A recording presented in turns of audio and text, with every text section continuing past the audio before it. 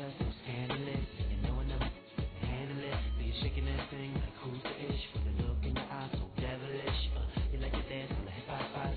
Cruise to the cruise, connect the dots. Not just urban, she like the pop. Hello and welcome to the season premiere of Journate's Micro Grinder series. I thought I'd just give a little introduction about the series and what it's about. Firstly, a little introduction of the series. It's going to be a series based on the micro stakes of No Limit Ring Games, 6 max I'm going to focus on. From the micros from 2 an hour to 5 an hour, then through to 10 an hour, and then 25 an hour, and then finally a final video at 50 an hour, which could be classed as micro stakes or low stakes depending on where you play. But that's what I'm going to do. The format of the series will be me playing each stake individually. I might put in a video of me playing for a table of each stake, and then you can see how they differ and see what my thoughts are on the play. And then I'm going to ask members of the forum cardschat.com to submit a video of me to me where I'm going to analyse and then commentate over the top, and then they'll get feedback and we can get some discussion going in the forums, get some analysis going and stuff like that. So it's basically for micro grinders, as the title suggests, and also for me to help coach micro grinders and improve my game, which should be good. So hopefully I can get some better hand analysis going, and we can start figuring out some ranges for villains and start putting all that sort of stuff into practice. Which is basically why I'm doing it, to help other people, help other micro grinders to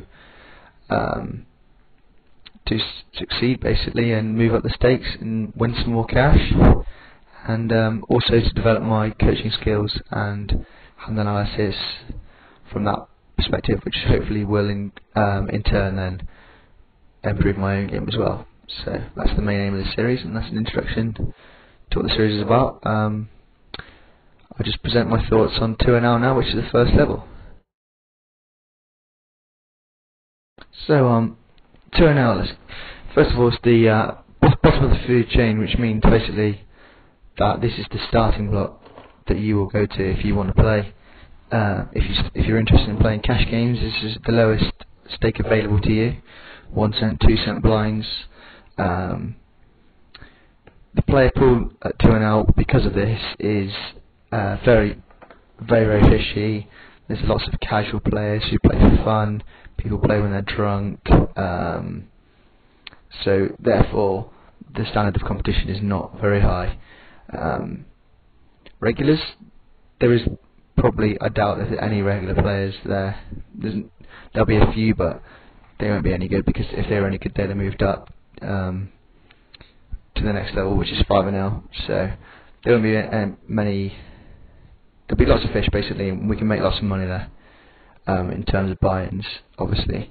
So as a hero, way to play these levels are to develop a tag style of poker, which is a tight and aggressive style, which means that we start putting together our game and introducing cash game fundamentals such as position, and we use this by adjusting our opening ranges based on position. So we're stealing more from the cutoff and the button and having a tighter end of the gun range and stuff like that. So we get used to those, but first we have to learn about those, and we start to identify player types such as the tags, the loose and aggressives, the fish, the passive fish.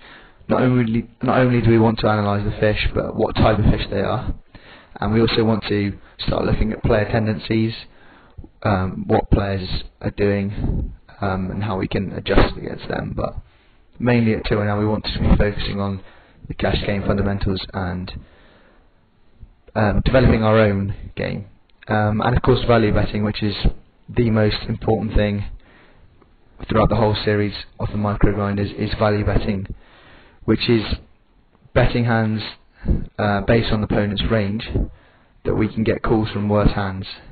So when we think our range is stronger than their range, but they'll call with worse, we bet for value,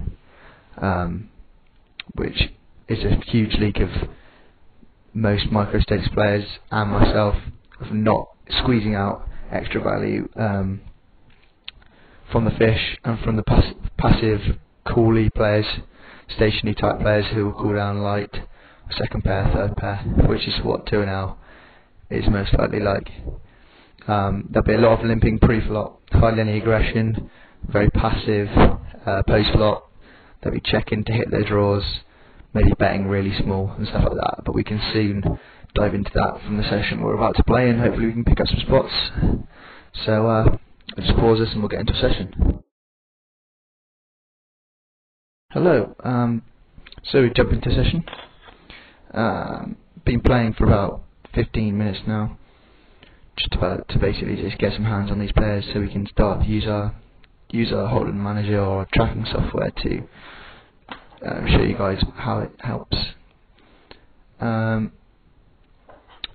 Yeah, so basically tracking software such as hold'em manager or poker tracker 3, you can just Google hold'em manager or poker tracker and you'll find out what they are if you don't know what they are. Basically give you stats on your opponents, enable you to pick up reads, give the stats highlight how they play, etc. So you can make better decisions based on these stats than without stats. If you're multi-tabling, obviously it's not too bad if you're playing one or two tables. Yeah, so if I go through my HUD, hopefully you're all familiar with the stats. My top line is notes and a player name and hands, number of hands in blue. Then in green we have VPEP, PFR, 3-bet in purple, fold to 3-bet, the other purple number, and the aqua turquoise number is call 3-bet. Then the second line down, blue, the aqua again, is 4-bet range and fold to 4-bet. Next we have steal and fold to steal in the yellow, limp call in pink, and in white we have went to showdown. And then the bottom line we have c-bet and turn c-bet in blue, fold to c-bet and fold to turn c-bet in orange, and then 3 aggression, post-flop aggression stats, which are fold to check raise, fold c-bet to raise, and check raise flop. But we don't need to use them in the first few episodes of the series. They'll be more developed in maybe 10NL, but certainly 25NL and 50NL. Yeah, so firstly, as you can see, how the stats work. The stats work basically to define player types. We can do that. Make a continuation back here.